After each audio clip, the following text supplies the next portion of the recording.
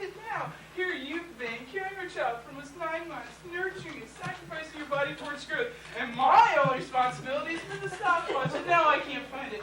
I let you down, honey. I'm sorry. Did you check your coat? My what? Your coat. Oh, my coat. No, where is it? It's in the coat rack in the downstairs hall. Right. It's in my coat. What are you doing? Eating my snack. Now? How can you eat now? I'm hungry. What are you doing? Stop staring at me like that. I'm waiting for the next contraction. I don't want to miss it. Believe me, I'll let you know. Robert. Okay, honey, just let me know it's over. Robert! No, it's quick! Robert! I'm gonna call a doctor! Contraction. I need some more milk. Calm down. If you want some more milk, go get you some more milk. There's no need to get so upset about it. Are you going to be all right while I'm downstairs? I think so. Be right back. Don't start the next contraction until I get back. Honey! Breathe! Breathe! You breathe. Focus! Focus! Focus! Over? Okay, let's get you up and dressed and I'll call the doctor. Let's go. Ann, what's wrong? I'm not ready to be a mother. I need more time. Well, you still have a few hours officially. I'm not talking hours, Robert. I'm talking years. Well, I hate to be the one to tell you this, honey, but as it stands now, I think it's a little too late to come to that conclusion. That's easy for you to say. You're a man. And this is not the best time for a battle between the sexes. We have a baby to bring to the world. We? Yes, I'm going to be right there with you. Right, helping me breathe. That's right. Sounds like a fair distribution of labor. I do the part about the pain, and the grunting, and the sweating, and the squeezing this relatively large human being, this relatively small part of my body, and you help me breathe. Rhythmic breathing is an essential part of childbirth, Emily. They said so in class. They lied in class. The breathing part is just a way to make the husband feel like he's doing something. Think about it. Have you ever heard of a woman who stopped breathing during labor? You don't want me there. Oh, God, honey, of course I want you scared. I guess it's my survival instinct. I get really selfish when I'm scared. If it gets bad, we'll just ask for a painkiller. It's not the pain that scares me. I mean, yeah, it's the pain too, but never mind. What? What if I'm not good at it? What? Being a mother. Oh, honey, of course you'll be good at it. How do you know that? I didn't take any kind of test. I didn't pass any certification program. Nobody said, you, Emily Gerard, are not qualified to be a mother. Oh, no, but it doesn't work that way. Why not? Doctors have to go through medical school. God, even McDonald's has a training program. But being a mother, the most responsible, challenging job in the world, and all that it takes is the ability to conceive. Look at me, Em. Training is not what makes people good at what they do. Some of the best doctors around probably made it through medical school by the seat of their pants. But they have compassion, and they know how to listen, and they love what they do. That's what makes them good at it 99% of the time. It's the same thing right down the line, no matter what you do. Life teaches you. School just helps you apply what you already know. Parenting is a hands-on kind of training, trial and error. You have everything it takes to be a good mother. And don't ask me how I know that, because I can't define it. It's just something I feel. The first time I wanted to be a mommy, I was 7 years old. I had this doll, the Thumbelina kind that wet her pants when we pull her arm. It was this big deal, you know. I'd pull her arm, she'd wet her pants, I'd change her diaper. This went on 10, 12 times a day at least. Until one day, I pulled her arm, and she didn't wet her pants anymore. So I took her downstairs, opened the cabinet at the sink, and threw in the garbage. All of a sudden, my mother appeared in the doorway, holding Thumbelina. She said, Emily, why was Thumbelina in the garbage? She's broke, I said. She won't wet her pants anymore. She said, you can't just throw her away. You have to find something else to love about her. And then she kissed me and got up and left. I sat there a while, holding Thumbelina in my arm. And this incredible feeling of love came over me. I couldn't imagine why I would want to throw that beautiful doll in the garbage. But even then, in my 7-year-old mind, I knew that someday I wanted to give what my mother had given to me. I only hope I can do it as well as she did. You can, Em. At least you had a good role model. The only thing my dad ever taught me about being a father is what not to do. The list is so long, I haven't even had time to consider what I should do. I can fail miserably, just like he did. I doubt it. He failed as a husband, and you've done a wonderful job at that. I think it's time. Let's go. How do you feel? Excited, inadequate, invincible, enormous. Do you want me to keep going on? I think I got the picture. Ready? I don't know if I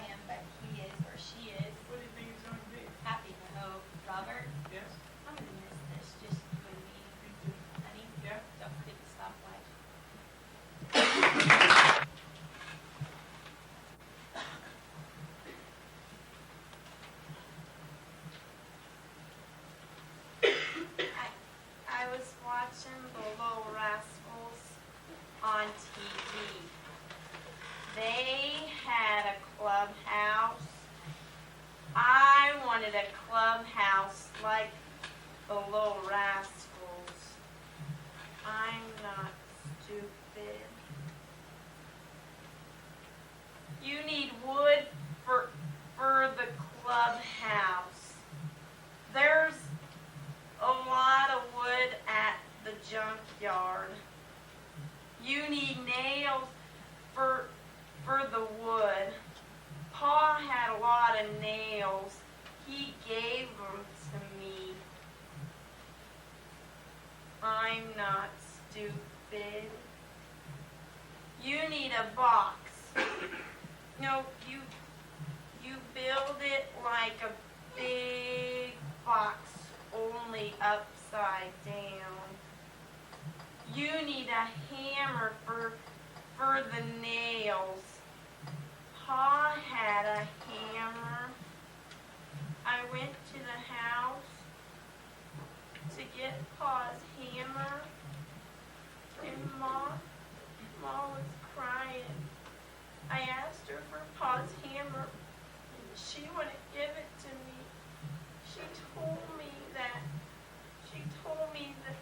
that Pa was never ever gonna come back. I'm not stupid. I know Pa was dead.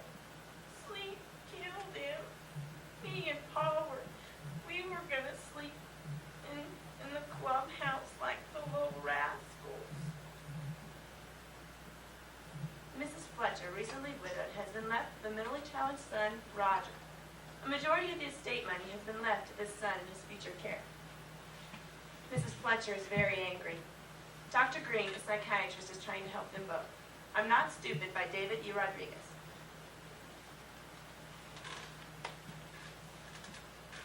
Dr. Green? Good afternoon, Mrs. Fletcher. Roger didn't keep his appointment. Do you know where he is? He's at the junkyard. Why, this is most peculiar. All the years I have known him, he has never missed an appointment. He'll be right back. I have to talk to you. I've been thinking about that question you asked me. If I loved Roger, and I've been thinking, I love Roger, but it's not the kind of love you have for a son. It's more like when you're a little kid and you have a dog, it's more like the love you have for a dog. Don't get me wrong, Dr. Green. Did you expect me to love him as a son? How can I? I can't do anything except eat and sleep like a dog. You can stop looking at me that way, Dr. Green. I'm not mean. That does not make me mean. Did you ever wonder if a dog loves? I say that people say that dogs love, but that's just because you feed them, you take care of them. They don't know where the food comes from. As long as it tastes good, they don't care. Then they go back to sleep, and they come back when they're hungry again. Roger sleeps a lot. So in a way, Roger is a dog. A big, dumb, walking, talking, stupid dog.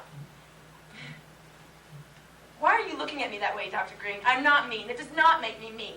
At least I loved him. I kept him happy, didn't I? I mean, I love him, and I keep him happy. Everything is okay, Dr. Green, and you'll see that. And Roger will tell you as soon as he gets here. I know I've been hard on him. I've been hard on him for some time. I was just angry over Henry's death, Dr. Green. But I'm over it now. I'm better. I want another chance. I want to be able to be a real mother to Roger. I gave him the hammer. I did it to make him happy, and he went running off to the junkyard. He wanted me to see him build a clubhouse. Him and his pa were going to sleep in it. I know I haven't been a very good mother, Dr. Green, but I want a new chance. I want to start over. I'm becoming a new woman. I'm not lying, I swear. Roger's at the junkyard, and I get a new chance. Mrs. Fletcher, why is Roger at the junkyard and you here? Roger should not be left alone. Well, Dr. Green, you told him to give him some freedom. I'm just doing as you told me. Don't get mad at me, Dr. Green. I'm trying to be a good mother. Can't you see that? I'm not lying. I swear. Roger's at the junkyard, and he'll be back any minute now. And he'll tell you everything's okay. He will. Mrs. Fletcher, Lily, we need to go to the junkyard and get Roger. I think I should get a dog, Dr. Green. What do you think? Mrs. Fletcher, I think we need to go to the junkyard and get Roger. No, Dr. Green, just sit in your chair. He'll be back any minute now. Give him some freedom. He'll be back any minute now. What kind of dog should I get, Dr. Green? I don't know. I've been kind of thinking, I don't know. A dog will make me happy, Dr. Green. I've had lots of experience. I could take care of him really good. Miss Fletcher, I'm going to the junkyard. No, Dr. Green, stay right there. Miss Fletcher, is something wrong with Roger? Why are you so... Is Roger okay?